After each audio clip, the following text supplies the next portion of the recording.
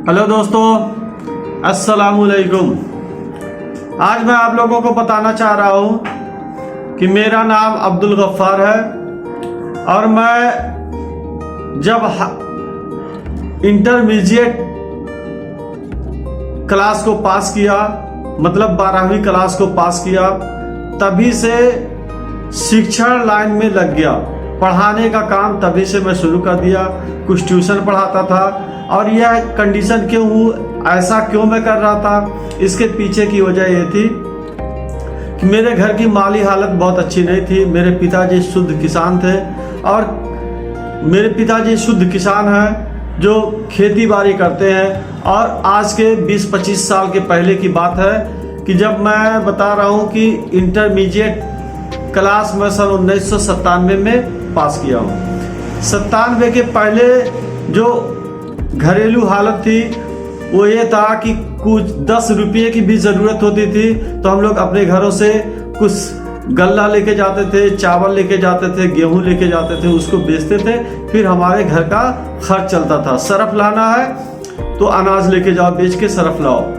यहाँ तक कि अगर फीस जमा करना है, 10 रुपया 20 रुपया फीस देना है तो अनाज लेके जाओ। और 10 रुपया 20 रुपया नहीं, मैं कह रहा हूँ जब हम प्राइमरी में पढ़ते थे, प्राइमरी मतलब मदरसे में पढ़ते थे, उस वक्त हर हफ्ते में 25 पैसा लगता था। उस 25 पैसे के लिए भी हम लोग अक्सर दाल लेके जाते थे, सरसों लेके जाते थे, चना लेके जाते थे, चौराहे पे बेचते थे। उसके बाद हम मौलवी साहब को जिमागी के रूप में एक हफ्ते में 4 आना या 10 पैसा दिया करते थे। ये हमारी माली हालत थी और इस तरह से हम लोग बड़े संघर्ष और बड़ी गरीबी के साथ, गरीबी खाने पीने की तो दिक्कत नहीं थी, बस ये था कि पैसे के मामले में बहुत अच्छी कंडीशन नहीं थी।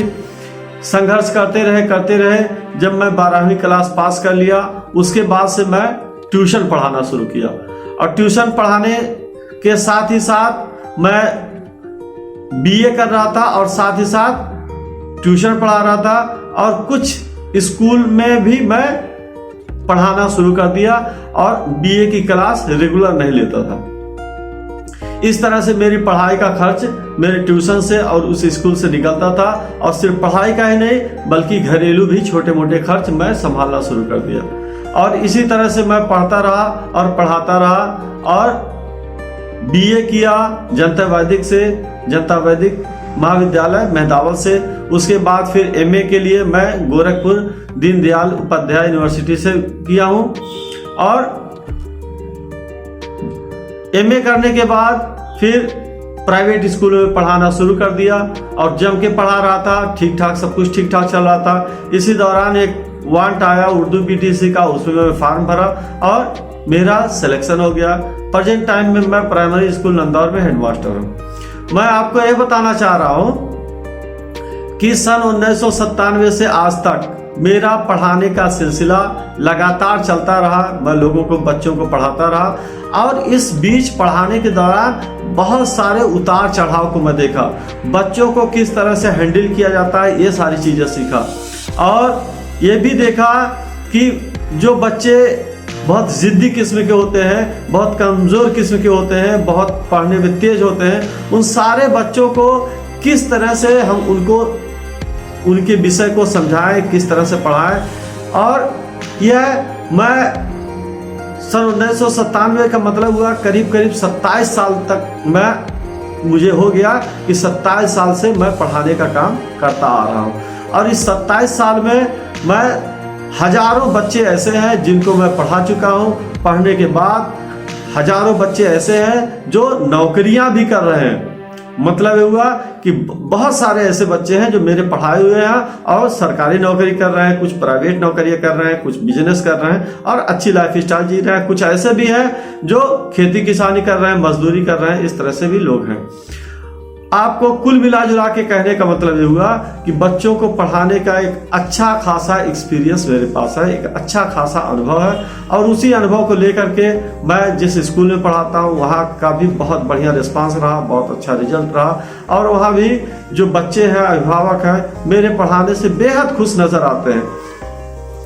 और अब जब मुझे नौकरी नहीं मिली थी उसके पहले मैं अपना खुद का एक प्राइवेट स्कूल भी चला रहा था, और उसी प्राइवेट स्कूल चलाने में के मामले में भी मैं बहुत सारे उतार चढ़ाव को देखा, बहुत सारे संघर्षों को झेला, और संघर्षों को झेलने के बाद आज मैं इस लायक बना हूँ कि स्कूल शुरू करने के क्या क्या क्राइटेरिया होते हैं, कहाँ शुरू किया जाए, कैसे शुरू किया जाए, कैसे पढ़ाया जाए, किस तरह से बच्चों को डील किया जाए, ये सारी चीज़ें, बहुत सारी ट्रेनिंगें सीखने के बाद आज इस लायक बना हूँ कि मैं अब टीचरों को भी सिखाने के लायक बन गया हूँ। टीचरों को भी सिखाता हूँ, बच्चों को भी सिखाता हूँ। टीचर को सिखाता हूँ कि बच्चों को कैसे हैंडल किया जाए, कमज़ोर बच्चे हैं तो उनको कैसे पढ़ाया जाए, कैसे हैंडल किया जाए, शरारती बच्चे हैं तो उनको कैसे हैंडल किया जाए, मंद बुद्धि के बच्चे हैं तो उनको किस तरह से हैंडल किया जाए। ये सारी चीज़ें मैं बड़ी मेहनत से, बड़ी मुशक्क़तों से, बहुत लगन से सीखा, और सीखने के बाद इस लायक बना हूँ कि आज आप सारे अभिभावकों के बच्चों को पढ़ा रहा हूँ, और जो भी बच्चे मेरे पास पढ़ रहे हैं वो बच्चे भी संतुष्ट हैं और मैक्सिमम अभिभावक भी खुश हैं। और मुझे उम्मीद है कि अगर आप सभी लोग अपने बच्चों को मेरे पास भेजते हैं पढ़ने के लिए तो मैं पूरी यकीन दिलाता हूँ कि आपके बच्चे को बेहतरीन तालीम, अच्छी शिक्षा दूंगा, और अच्छी शिक्षा के साथ साथ बेहतरीन तरबियत भी दूंगा। बेहतरीन तरबियत से मतलब ये हुआ उन बच्चों को सिर्फ पढ़ना लिखना ही नहीं सिखाना, उठना बैठना सोना जागना भी मैं उन बच्चों को बेहतर ढंग से सिखाने की प्रयास करता हूँ। और मेरे पढ़ाए हुए बच्चे सिर्फ शिक्षित ही नहीं होते हैं बल्कि प्रशिक्षित भी होते हैं, और तालीम के साथ साथ तरबियत भी सीखते हैं। तो ये सारी चीज़ें मैं आपको सिखाना चाह रहा था, बताना चाह रहा था, और उम्मीद करता हूँ कि आप ज़रूर अपने बच्चों को एक बार मुझे मौका देंगे, मैं आपके बच्चों को सिखाऊं। और कोशिश है मैं बहुत सारे बच्चों को फ्री ऑफ कास्ट, फ्री में ऑनलाइन भी ट्यूशन पढ़ाऊं, फ्री ऑफ कास्ट बच्चों को बेहतरीन तालीम दे सकूं, इसलिए कि ये ज़िंदगी बहुत मामूली सी ज़िंदगी है।